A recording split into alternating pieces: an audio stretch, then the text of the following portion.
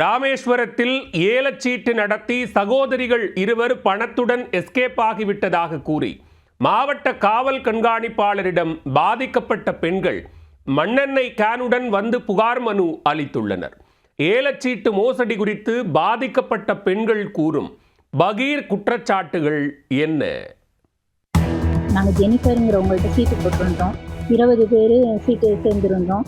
தலா 2 லட்ச ரூபாய்க்கு ஒரு சிலர் 2 சீட்டு போட்டிருக்காங்க, ஒரு சிலர் ஒருத்தரும் போட்டிருக்காங்க. தலா 2 லட்ச ரூபாய்க்கு மேலே அவங்க எங்களுக்கு தரணும். நாங்கள் தினக்கூலி தான். 20 சீட்டு முடிஞ்சிருச்சு.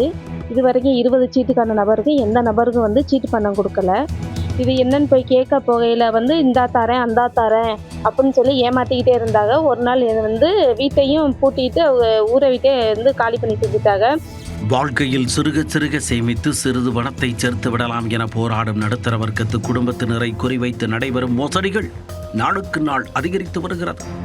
ஏலச்சீட்டு மோசடி, தீபாவளி ஃபண்டு மோசடி, வாடகை வீட்டு மோசடி, வெளிநாட்டு வேலை மோசடி, அரசு வேலை மோசடி, ஆசை காட்டி மோசடி மோசடி மோசடி என்று நடுத்தர வர்க்கத்து மக்களின் கனவில் ஜேசிபியை விட்டு ஏற்றும் மோசடி நபர்கள் ஜில்லா தோறும் கல்லா கட்டி வருகின்றனர். அப்படி ஒரு ஏலச்சீட்டு சீட்டி மோசடியில் சிக்கி பணத்தை இழந்து விட்டதாக பரிதவிக்கும் பெண்களின் குமுறல் தான் இது. மீன்பிடி தொழில் செய்கிறோம். கணவர் இல்லாதவங்களும் நிறைய பேர் இதில் பாதிக்கப்பட்டிருக்காங்க. நாங்கள் நிறைய கேட்டு பார்த்துட்டோம், கெஞ்சி பார்த்துட்டோம், அங்கே மனுவும் கொடுத்து பார்த்துட்டோம். அவங்களுக்கான சரியான ரெஸ்பான்ஸ் கொடுக்காததுனால இப்போ நாங்கள் ராம்நாடு எஸ்பி சாரை பார்க்கலாம், அவங்ககிட்டயாவது எங்களுக்கு இறக்கம் கிடைக்குமா அப்படின்னு சொல்லி இங்கே கேட்க வந்திருக்கிறோம். வீடு ஒத்தி தரேன்னு சொல்லிட்டு எனக்கு 3 லட்ச ரூபா பணத்தை மோசடி பண்ணியிருக்காங்க. அதுக்கான வீடியோ எவிடன்ஸும் என்கிட்ட இருக்கு.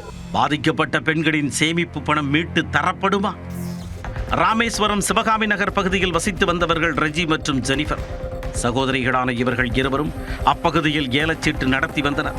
மாதந்தோறும் அப்பகுதி பெண்களிடம் பணம் வசூல் செய்து ஏலம் விட்டு முறையாக சீட்டு நடத்தி வந்ததால் அப்பகுதி மக்களுக்கு அவர்கள் மீது நம்பிக்கை ஏற்பட்டுள்ளது. கடந்த 2024ஆம் ஆண்டு ஏலச்சீட்டு நடத்தி முறையாக பணத்தை வாடிக்கையாளர்களிடம் ஒப்படைத்திருக்கிறார்கள். இதனால் அவர்கள் மீது அப்பகுதி மக்களுக்கு மேலும் நம்பிக்கை வானலாக கூடியிருக்கிறது. அடுத்த கட்ட சீட்டை ஆரம்பித்த சகோதரிகளிடம் சிவகாமி நகர் பகுதியைச் சேர்ந்த சுமார் 10 பேர் இணைந்துள்ளனர். மாதந்தோறும் முறையாக வசூல் செய்த சகோதரிகள் மொத்தம் 15 லட்சம் ரூபாய் வரை வசூலித்ததாக கூறப்படுகிறது. இந்நிலையில் கடந்த மாதம் ஏலம் விடுவதற்கு சில நாட்களுக்கு முன்பு சகோதரிகள் இருவரும் வீட்டை காலி செய்துவிட்டு ஊரை விட்டே எஸ்கேப் ஆகிவிட்டதாக கூறப்படுகிறது. இதனால் சீட்டு பணம் செலுத்திய பெண்கள் மடாரண அதிர்ச்சியில் மடாரண உறைந்து போயினர். ரஜியை தொடர்பு கொண்டு கட்டிய பணத்தை திருப்பி கொடுத்து விடம்மா என்று கேட்டுள்ளனர். அதற்கு ரஜி 1 மாதத்தில் கட்டிய பணத்தை ஜிபே மூலம் திருப்பி தருவதாக உறுதியளித்துள்ளார். ஆனால் மாதம் கடந்த போதும் பணம் திரும்பி வராததால் மீண்டும் அவர்களை தொடர்பு கொண்டு பணத்தை கேட்டுள்ளனர். அப்பொழுது பணத்தெல்லாம் தர முடியாது என கூறி தகாத வார்த்தைகளால் பேசியதாக சொல்லப்படுகிறது. இதனால் ஒட்டுமொத்தமாக விரக்தி அடைந்த பெண்கள் ராமேஸ்வரம் நகர் காவல் நிலையத்தில் கடந்த 15 நாட்களுக்கு முன்பு சகோதரிகள் இருவர் மீதும் புகார் அளித்தனர்.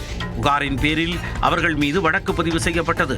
வழக்கு பதிந்து 10 நாட்களுக்கு மேலான நிலையில் போலீசார் எந்தவித நடவடிக்கையும் எடுக்காததால் ஆத்திரமடைந்த பெண்கள் 10ற்கு மேற்பட்டோர் கையில் மண்ணெண்ணெய் கேனுடன் ராமநாதபுரம் மாவட்ட காவல் கண்காணிப்பாளர் அலுவலகத்திற்கு வந்து மனு அளித்தனர். மொத்தமாக கிட்டத்தட்ட 40 லட்சம் ரூபாய் கிட்ட வரும். தலா ஒரே ஆள் மட்டும், அதாவது ஒரு ஜெனிஃபருங்கிறவங்க மட்டும் 40 லட்சத்துக்கு மேற்பட்டு ஏமாற்றியிருக்காங்க. ரெஜிங்கிறவங்க 40 லட்ச ரூபாய்க்கு வரைக்கும் ஏமாற்றியிருக்காங்க.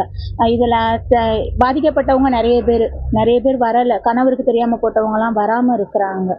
இதில் நாங்களும் கொடுத்துட்டு தான் இருக்கிறோம். ஒரு இதுவும் இல்லாமல் இருக்குது. பணம் கேட்க போனதுக்கு எல்லாரையும் அடிக்க வராங்க, தகாத முறையில் பேசுகிறாங்க. இன்னொன்று என்னன்னா அவங்க அப்பா அவங்க அம்மா எல்லாருமே உங்களுக்கு துணையா இருக்காங்க. அக்கா தங்கச்சி அனைத்து பேரும் துணையா இருக்காங்க. புகார் மனுவை பெற்றுக்கொண்ட மாவட்ட காவல் கண்காணிப்பாளர் உடனடியாக நடவடிக்கை எடுப்பதாக உறுதியளித்ததாக பாதிக்கப்பட்ட பெண்கள் தெரிவித்துள்ளனர்.